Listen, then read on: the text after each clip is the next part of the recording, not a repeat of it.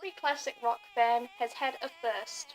For example, first band t-shirt, first vinyl, first classic rock movie. And today I am doing a list of Monkeemaniac firsts that have happened to me in my life. And I have a little list here of 10 firsts of mine involving the Monkees. And I was thinking about making this into a tag, but I don't really want to tag anyone, but if any Bull Hat Club members want to do it, feel free.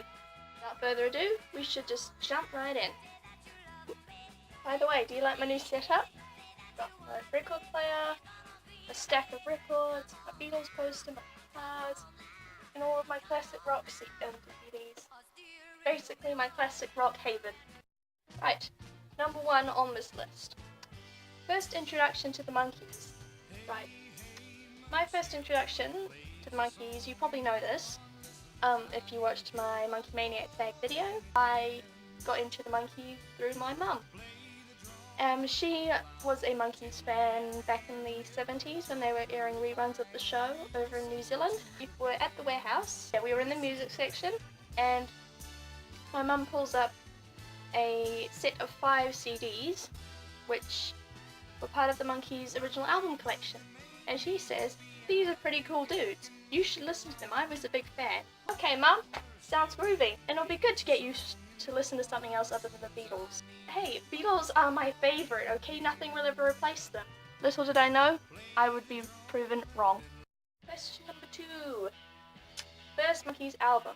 My first Monkees album was the Monkees title album. I've been listening to that album a lot recently. I've just listened to it like 2 times through yesterday because it's just so good. It's just the definition of the Monkees, really. That was my first one and I really liked it, and it was my introduction to the Monkees, and it made a good first impression on me.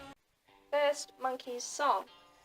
My first Monkees song, you might have guessed this already, was the first song on the Monkees title album, which was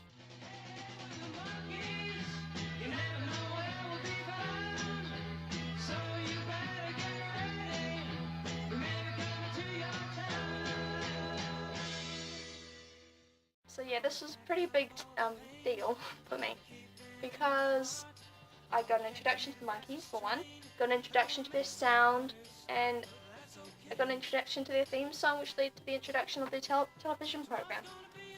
So yeah, pretty big defining moment in the fandom for me. First number 4. Don't know what I was trying to do there. My first impression or thoughts on the Monkees.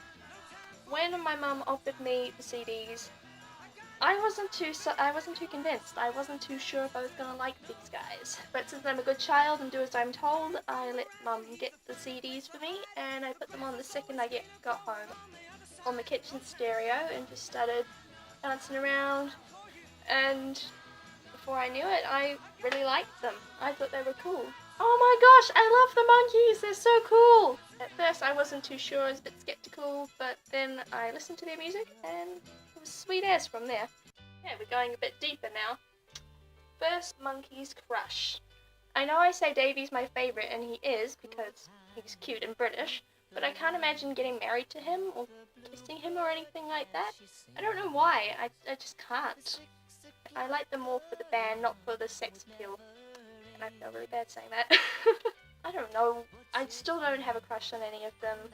Even though Davey's my favourite, you have to have a favourite. Without dollar want to spend, but how much, baby, do we really need? But yeah, I can't imagine wanting to marry them or anything, so I guess I'm kind of crush neutral here. First number 6. First Monkees episode. My first Monkees episode is a bit vague, but I think it was Monkees in a Ghost Town. I really liked it. I thought it was hilarious.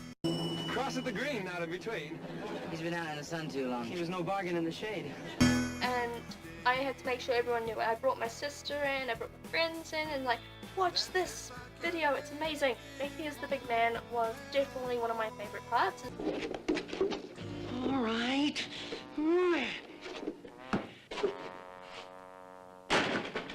Where is everybody? This place looks like a ghost town. Number 7. and I'm a bit anxious to do this one. First, Monkees Misconception. My mum was telling me about the Monkees TV show and how it was all cool and stuff, and her favourite parts, but she couldn't really remember it. She was telling me about running gags in the Monkees, and I think she misremembered one of them because she knew there was one involving Davy, and Davy falling in love nearly every episode. But she said, I think Davy got stuck in something every episode. No. No! No! I didn't watch the TV show until like weeks afterwards, and I told my friends that I'd got into this new band called the Monkees, and that they had a TV show, and that one of the running gags was, Davy always got stuck in something.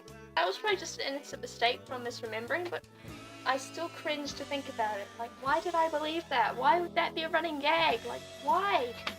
And Davy was the cute little British one. Why would he get stuck in something? If anything, Mike should get stuck in something because he's so freaking tall. Do you need to change? No. Get out of my head. Am I come? I didn't need to change it. Get out of there. Thing at the top. Okay. Easy. Where? Sound like over. This side. Oh, criminy. First embarrassing monkey moment. Okay, warning, do not hate me. Just don't hate me. I was a first degree Beatlemaniac at the time. Very ignorant, not very open to other options. So if you get triggered by this, don't take it out in the comment section, please. Go watch some Dan and Phil games or something. That's not part of this video. Yet. When I was little, about 11 maybe? Yeah, 11. I used to do comic strips about my life with the Beatles, and the Monkees were the main villains.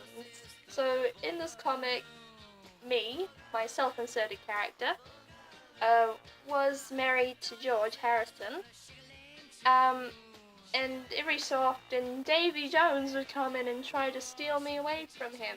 And he had really elaborate plans to get me away from George. And it was so cringe. Luckily, I threw those out years ago before they could ever see daylight again. And so I could find them and I'd be horribly embarrassed, but here I am telling you guys. And that's fine because you guys can keep a secret, right? Right? First impressions on heads. I think when we all first watched this, we were all confused. The blurb on the back really led me astray because it says, a hard day's night on acid. Yeah, and I thought it was going to be like a hard day's night, them just going around having some light-hearted banter, cracking jokes, basically an extended version of their TV episodes. I watched the first 2 minutes and already thought, what the heck? The bit where they're running away from the police or whoever they're running away from, and then Mickey jumps off a flaming bridge. And I was like, no! To make things even more awkward, my sister, who is a Justin Bieber, 5 Seconds of Summer, Ed Sheeran fan type of girl, she was watching with me at the time. Yeah, you can imagine how that went down.